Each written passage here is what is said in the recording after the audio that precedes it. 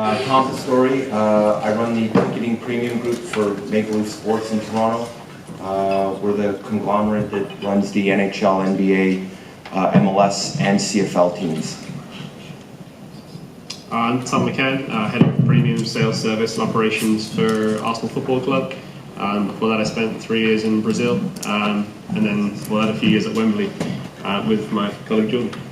Hi, Jordan Nicholson, VP of Sales and Membership Services for IMG on Club Wembley. We've got the rights to sell hospitality for the Football Association here for 25 years. Been on the project for 11 years. Prior to that, I worked for a couple of seasons at Southampton Football Club.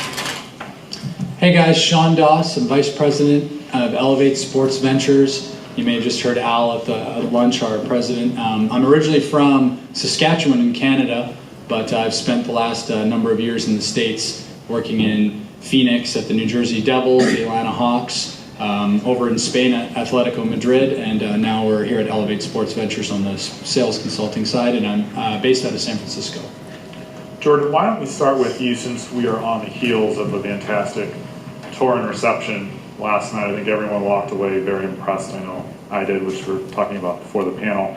Again, as succinctly as you can you just give us a rundown of your premium mix in the building and just a quick fact or two on those spaces?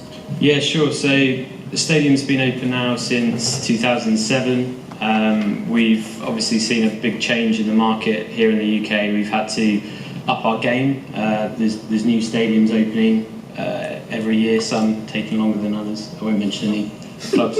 We've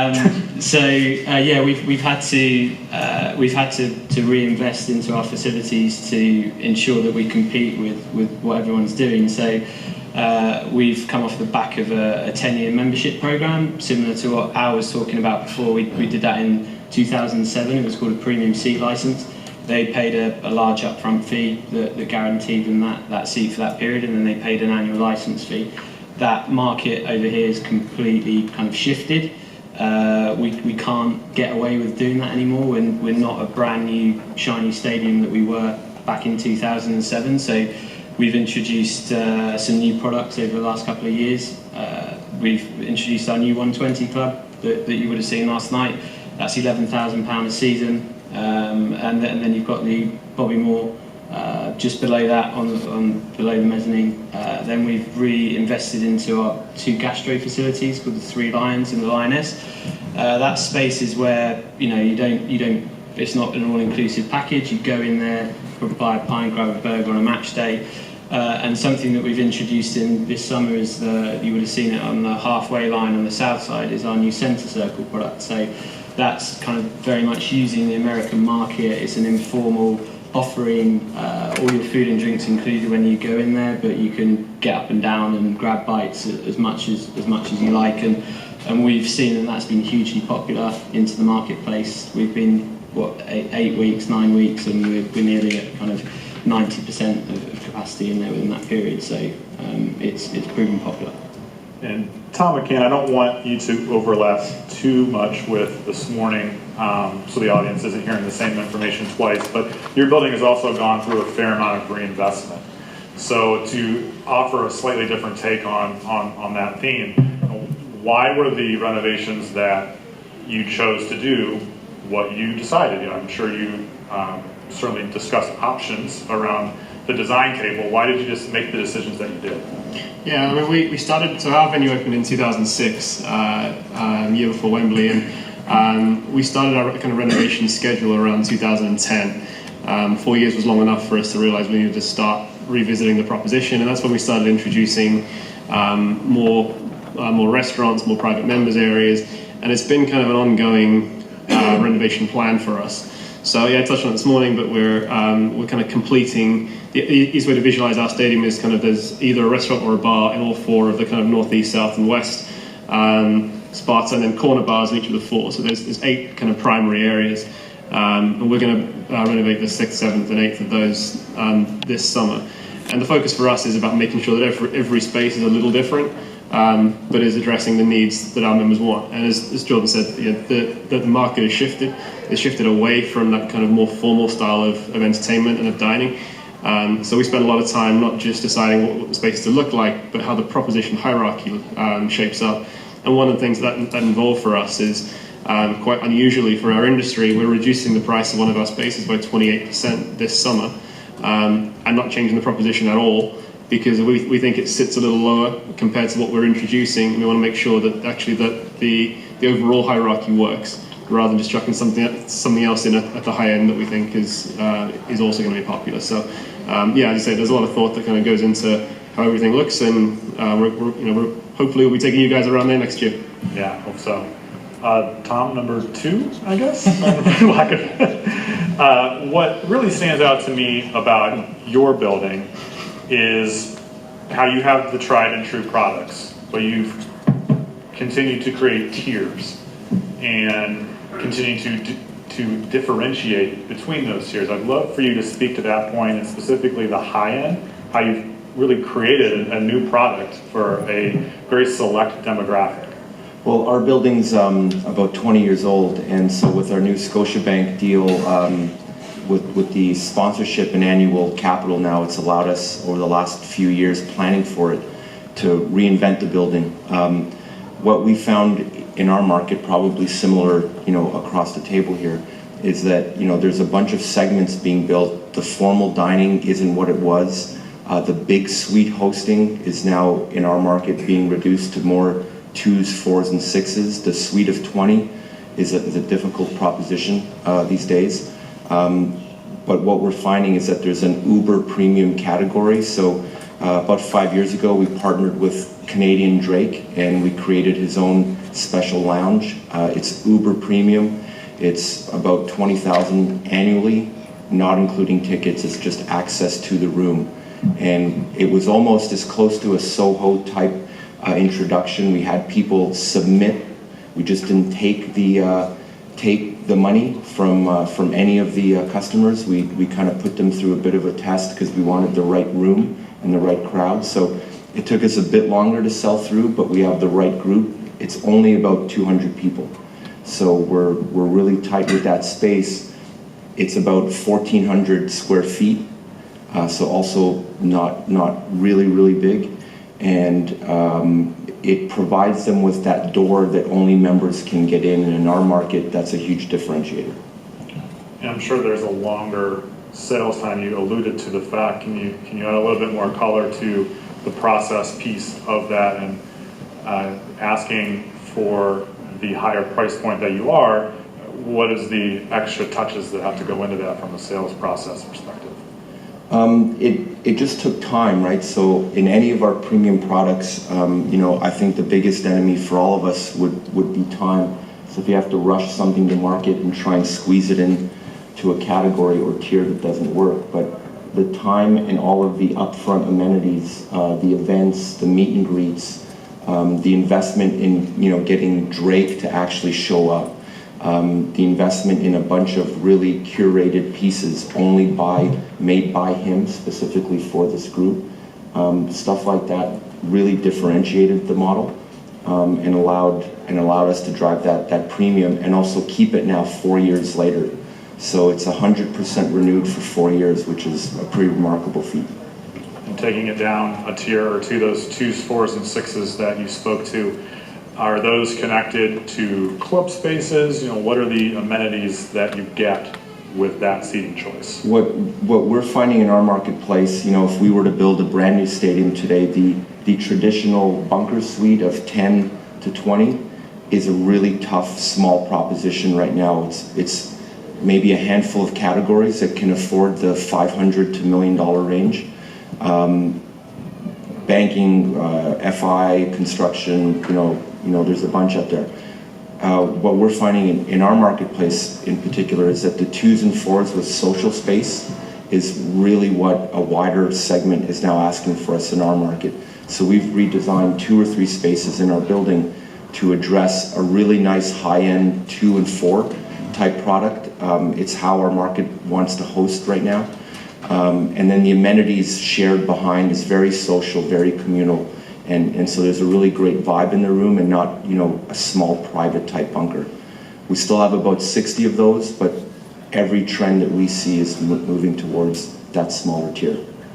Shawn, let's bring you in at this point. We know just from hearing from Al in the last keynote session that you can certainly speak to what's happening at the 49ers, but you really have that global perspective as well, and fingers on the pulse of the trend, so to speak.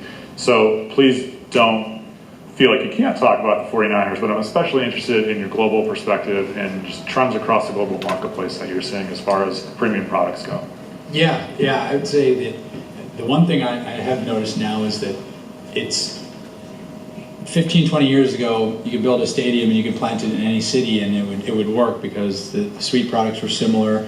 But now it's very regional and customized. So if you're building a new arena in Seattle, it's going to look like Seattle and feel like Seattle. What we've noticed though in our last clients here is that I wouldn't necessarily say any product is dead per se. It's just that now we're not building indoor stadiums for basketball and hockey with 80 or 90 suites anymore. Now the right number may be 20 to 30.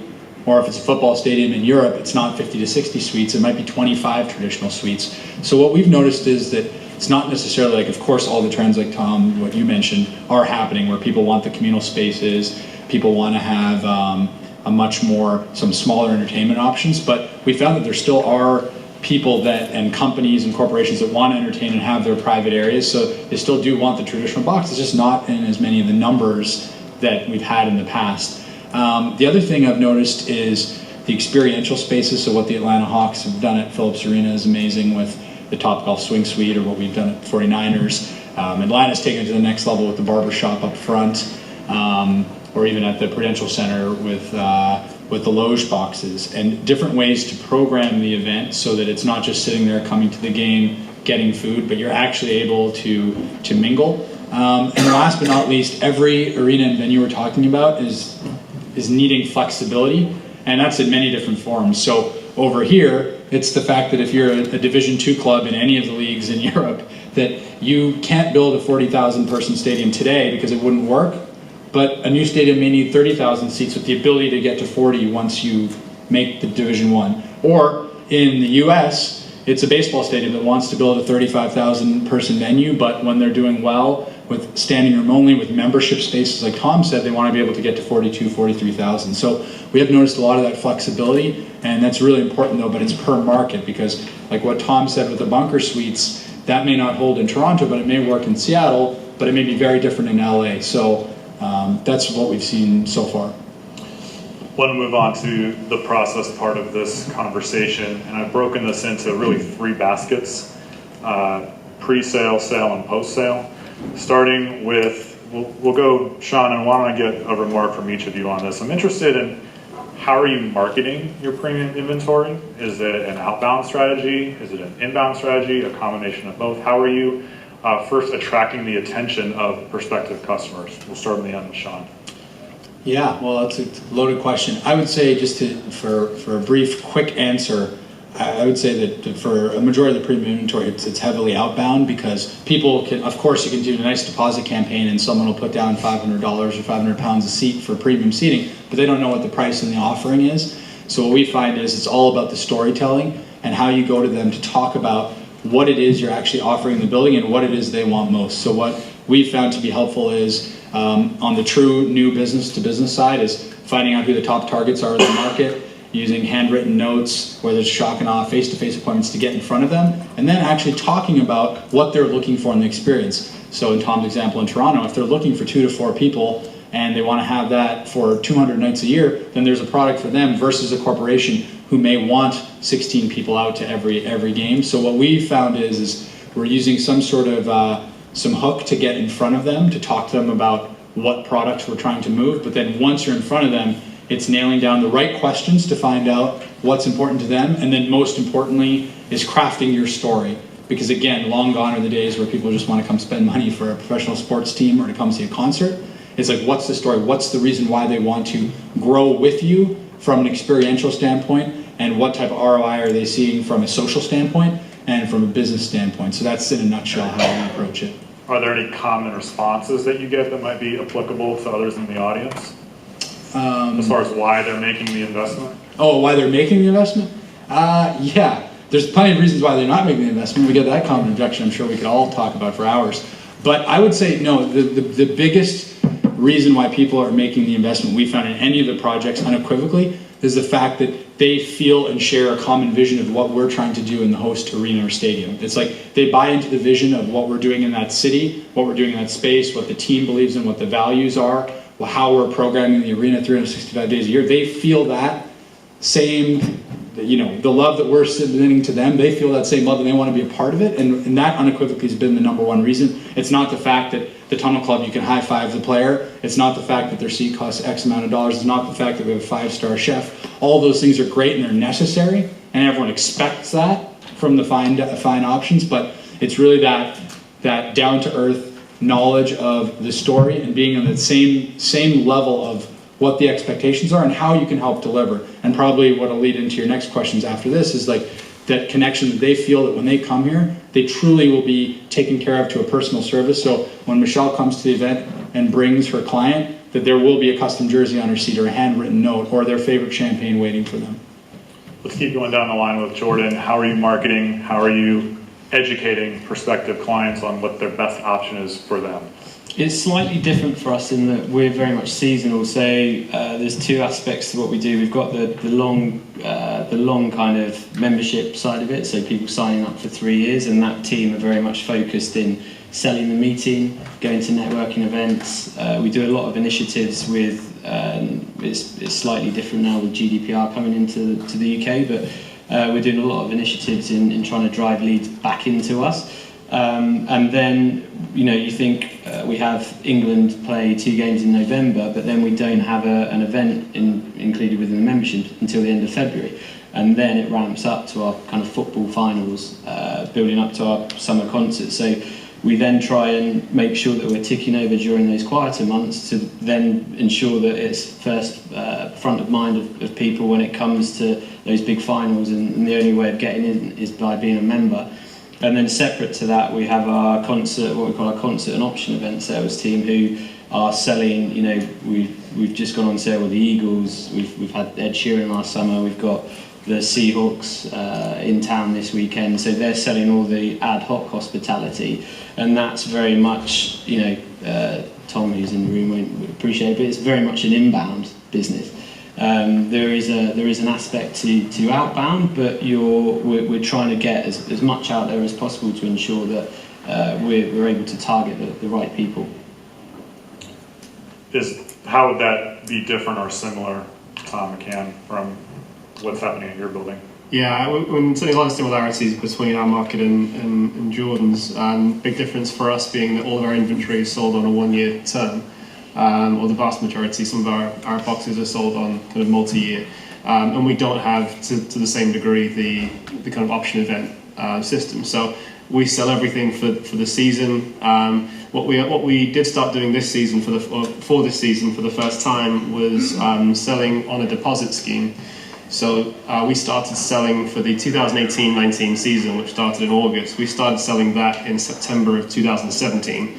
By asking for a 25% deposit, which is a tough sell because we're going to these people and saying, you can't have it for 11 months, and we can't tell you where you're going to be sitting, and we can't even really tell you the price, but it's 25% of what it is right now. And actually the response was fantastic. We ended up selling over 1,000 deposits. We needed to sell about 900 in the end, and what we were effectively selling was predictive churn. So we know that in a good year, about 10% of our inventory will churn. So we were selling on that basis.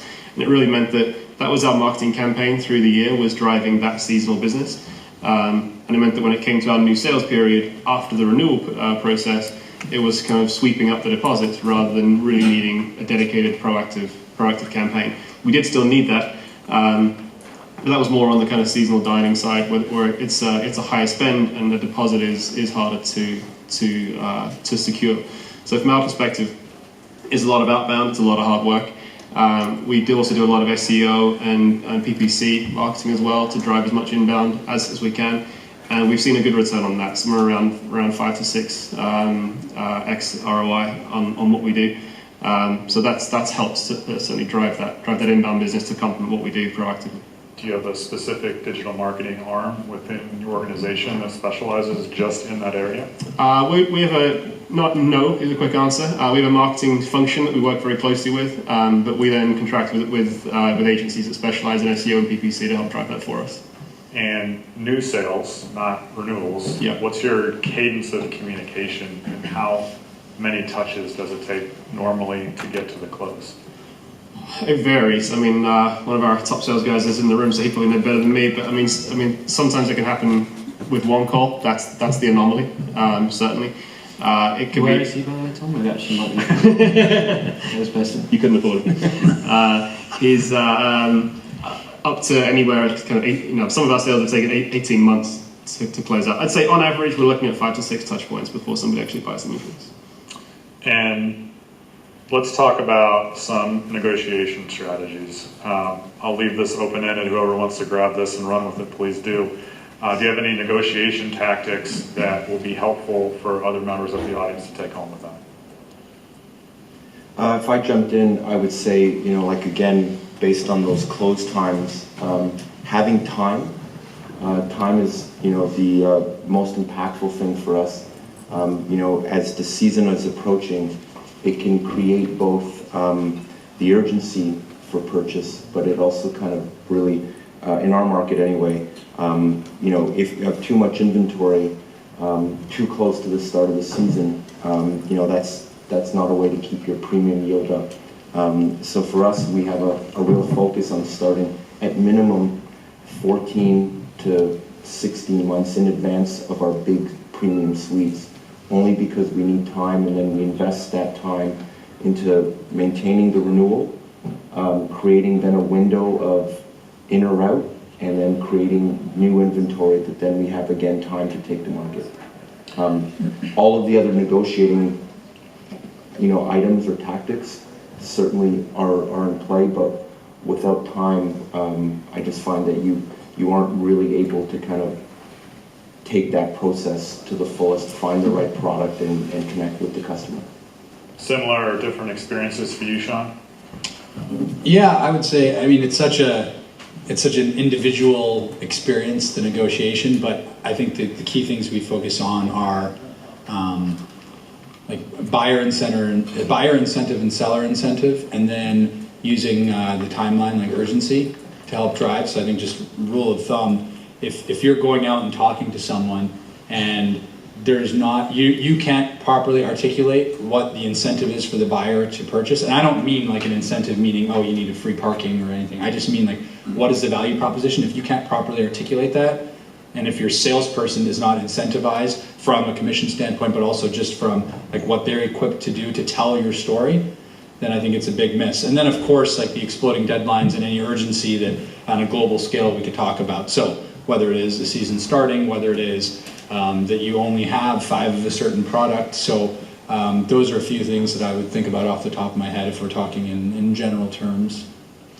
So once a sale has closed and you have to onboard that new customer, what is that onboarding process like? And are you including just decision makers? Does it include administrators? Who all do you need to bring to the table to onboard that client? Okay, so in our Elevate process, we think about it as like you're onboarding a new employee, and how the first few weeks or even few days is the most important part of that relationship.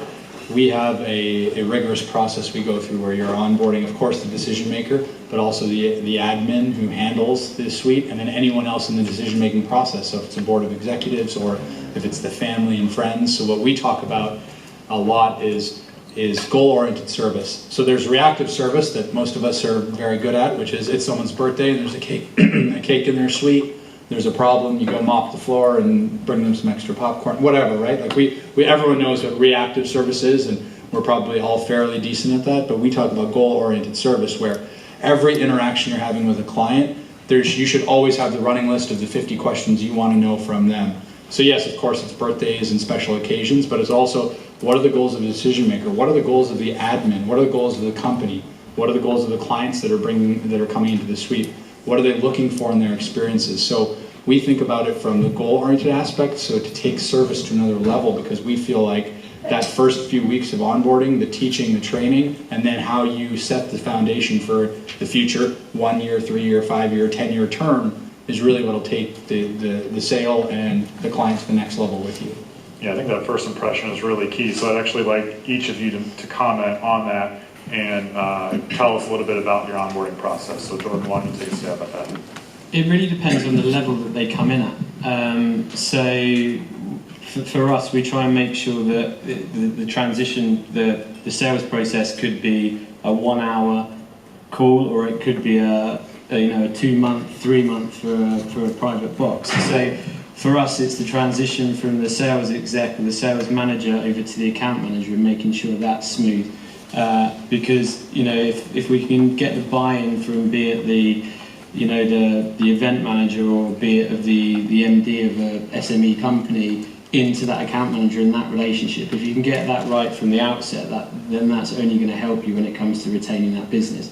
So for the box side, for example, we'll make sure that as soon as we've got payment in, we will set up a meeting with the account managers. We'll also get our caterers in. They'll sit around, they'll take them on the tour, tell them how things are done. We'll make sure there's a bottle of champagne and a private message in there and a card for them when they come to their first event.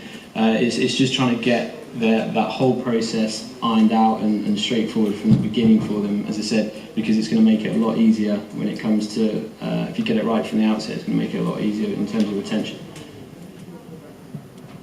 Go ahead. Yeah, from our perspective, we'll do lots of the same things. We also focus a lot on, so I won't repeat, lots of the same initiatives that Jordan mentioned, but we focus a lot on how we communicate with our members as soon as they've joined, because there's nothing more annoying than getting a barrage of emails. And as a club, we probably send in the region of, you could receive somewhere in the region of 20 and 25 emails from us a week, I would guess, about various stuff, whether it's security updates, retail offers, tickets going on sale, travel packages. It could be a number of things. So along with the kind of GDPR restrictions, we've got a lot smarter over the last 18 months about how we communicate and what messages we're sending to certain people. So every member we've now got segmented into various categories to make sure they're only getting information from us that's relevant and that's tailored. And those at the high end, like the box holders or the ones who have seasonal dining, they'll have dedicated account managers who will communicate with them on a personal basis. But for the vast majority of our members, we want to make sure they're only getting the messages from us that are relevant, and therefore they feel like they're getting a personalized level of service, even if in reality delivering a personal level of service for 2,500 people is an almost impossible ask. Let's actually keep this moving a little bit. Tom, I want you to comment a little bit on moving into the retention piece of this. Selling the right product to begin with is the first step to retaining that client. Can you explain how you coach that into your sales reps? Yeah, the first thing that we did, which almost sounds counterintuitive, so apologies for any sales reps in the room, but we don't have a direct commission. So it's been a historical tool to incent people. We have a broader team goal, and a lot of our highest performing reps do get bonused out based on, there's an individual component, but it's also focused on the broad departmental goal. So we found once you take that out, it really changes the dynamic. We take a lot of time in creating what we like to call just, if we sell the right product, then the retention is going to be higher. Traditionally, in a bad scenario, you could have a rep just selling highest yield product, which may not be the best for said customer. The suite's too big, suite's too costly. So we spend a lot of time, and if I touch on the onboarding, I like to think that we do our onboarding at the renewal. So it doesn't start when the sale happens. It really starts with the account manager, the service director, the sales rep. They all attend together. Each of these big sales, and this is more suite versus just premium clubs, at that level, there's such a finite amount of customers. Losing one is a significant ratio loss. So we invest a lot of time, but we really take a communal approach into the renewal, and it starts by selling them the right product and not driven by other motives. So that really helps the annual retention for us. Do others have similar commission structures or something more traditional? We're a more traditional commission-based model. There is a team component for achieving sellout, but every individual sale is also recognized with a different number. Jordan, let's move on to you, because you have some added value programs that I want to make sure we hit on before we're out of time that have really helped you retain your customers. Can you share what some of those are and what the benefits to the client are? Yeah, so we probably 6-7 years ago set up a program called Club Wembley Connections. It's an added value program, so kind of going back to where I was saying we're very much a seasonal business and we can only get a certain amount of times a year in front of these people. We try and do events throughout the year where we can we use it as an added value program, but we also use it as an opportunity to get in front of the right people from a retention point of view. So the client's seeing it as a great opportunity to go and watch England in a behind the scenes training session, or their child to be the mascot and lead the team out onto the pitch, or we'll work with another venue and take them to the Grand National, which is a big horse racing event here annually. And those type of invites are where the top decision makers will attend, because they're getting invites every day to the usual stuff, but we're trying to make it a bit different where we can really get FaceTime with them. So it makes it an opportunity for added value, and they're seeing the benefit of being a member because they're getting stuff outside of attending on an event day. And then we're also seeing it as an opportunity to get FaceTime with these people, so it's an easier decision when you come back to them in 6 months or a year. They already know you because you've spent significant time with them, and they're kind of easier to open their door for you to come in and have a chat with them about it. So we look at it from 2 points of view, but it's been hugely successful for us.